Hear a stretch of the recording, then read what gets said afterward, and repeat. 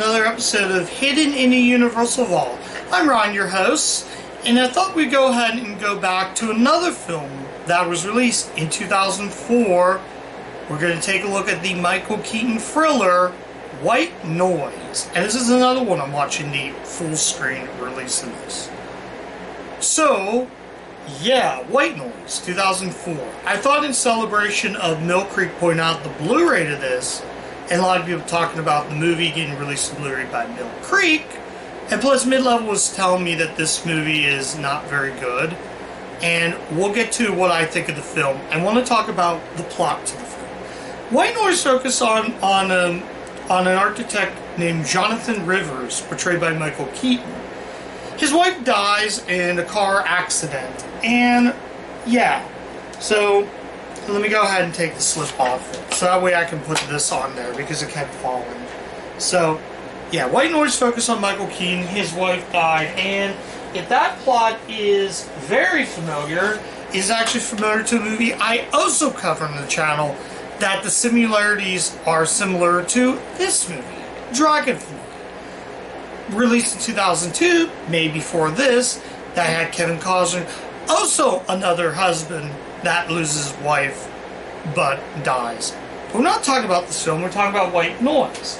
So basically, I'll put it right there. So it basically focuses on Michael Keaton. Like I said, he lost his wife, so he decides he studies his EVP, electronic video performance, and no, phenomenon.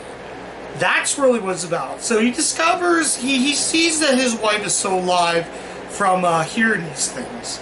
So, yeah, he totally hears a bunch of things knowing that he's still alive. He also has a son, who kind of relationship with that. So he meets up with another guy. This had a pretty good cast in it. You had people, like I said, Deborah Carr Unger, who, I think it's Unger, something like that. He meets her in it, along with another guy portrayed by Ian McNeice, who, if you watch the 1999 direct-to-video Donny Osmond, Joseph Amazing Technicolor Dreamcoat, he was Potiphar in that direct-to-video film.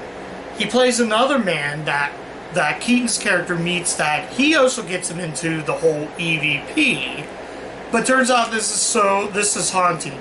It's sort of like The Ring, kind of like The American Ring, which also similar to Dragonfly, but I don't know. I'm kind of comparing more of a mediocre version of that film. But when that film was at least more entertaining, and that movie's okay. This movie was just boring from start to finish. We have wooden performances. We have paper-thin characters. Ian McNeice, who plays the, I forget his character's name, but he dies mid through the film because of the EVP. Yeah, that's not a spoiler. He dies in the film. Whoop-de-doo. Like I even care. The whole movie has wooden characters. The ending really made no sense in the film. Yeah, that beginning, he spots the guy, as I said before, his character. He says, "Why are you spying on me?" He knows a lot. His son died of EVP. So it's sort of like, again, like The Ring, but not really like The Ring. It's just, I don't know, just, the movie nothing in this movie was that good. It just was a boring train wreck from start to finish. There are some cool moments, like when he's talking midway through the film, they show you the videotape. There's a lot of him pulling out VHS to VHS to VHS. So that happens. So then it goes to a Casper cartoon. That's sort of a universal reference, but not really a universal reference. The Casper cartoon is actually a cartoon that that guy riffs. The riff that Doug Walker did on his channel, called That Guy Riffs, that was taken from that. But yeah, he's watching the Casper cartoon. Yeah, he's trying to have a relationship with his son after the son's mom dies. So that happens. So he tries to find out these clues, what's going on. Her character I'll show you right now. Her character right here, and that's not spoiling the movie, that actually happens, the funeral scene, so you know that. She falls off the cliff. I thought she killed herself, but turns out no. They save her, ends in the hospital. She ends up in a wheelchair the rest of her life. So, yeah. I don't want to really give away spoilers, but it's just bad. Basically, Keaton's character fights these demons. The demons come after him. They mangled him, and basically it turns out that the guy that was on the elevator was the one who actually kidnapped another woman. So he goes, demons killed him. The common SWAT guys come in. He's about ready to kill this woman, but he gets shot by cops, SWAT guys, and a cop. Then they find out Keaton's dead, and the ending really made no sense. So we get a pretty boring. We get a twist ending that's not really a twist ending. I knew something was going to happen. I even called it. And yeah, he dies. Then a funeral comes. The son eventually hears things. The woman in the wheelchair, Deborah Carr-Ung's character, is in a wheelchair. So, yeah. Looks like that. Then we see Keaton Long with his wife in it. Go inside the videotape. The videotape shuts off. We get a disclaimer talking about it, and yeah, it's bad. It's really, really bad. But the good news is the special features made up for a crappy film, a really bad movie. This movie is directed by Jeffrey Sachs. I do not have a clue what that is, who that guy directed, but Jeffrey with a G, not a J. So, I'm trying to think who wrote this.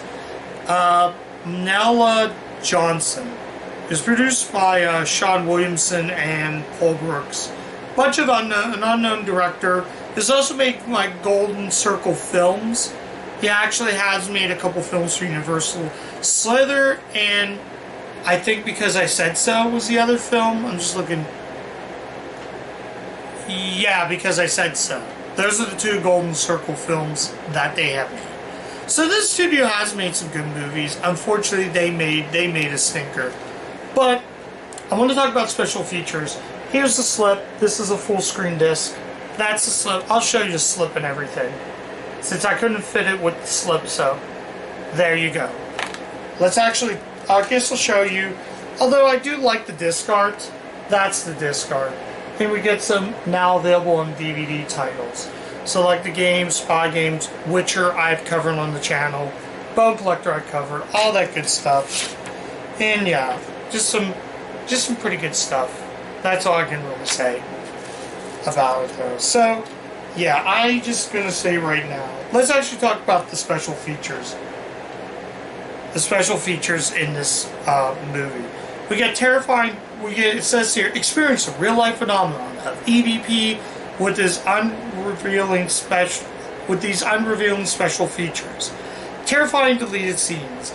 Hearing is believing. Actual EVP sessions. That's actually hosted by Inside Edition's Jim Murray. So that's kind of cool. We get a feature out with Jim Murray. Making contact EVP experts and recording the afterlife of home. So essentially, special features talk about the whole thing about EVP. And as it says right here, the line separating the living of the dead and has been crossed.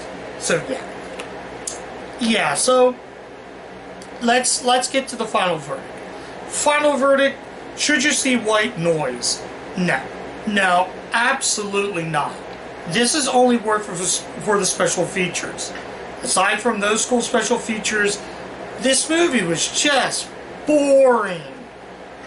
Boring film, wooden performances, stilted characters. Nothing that I could care about. I was miserably bored.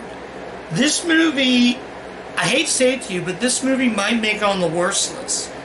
I shouldn't have to deal with a thriller like that. You expect Michael Keaton, a thriller, scares that are good. This movie is just boring. I can't find anything good.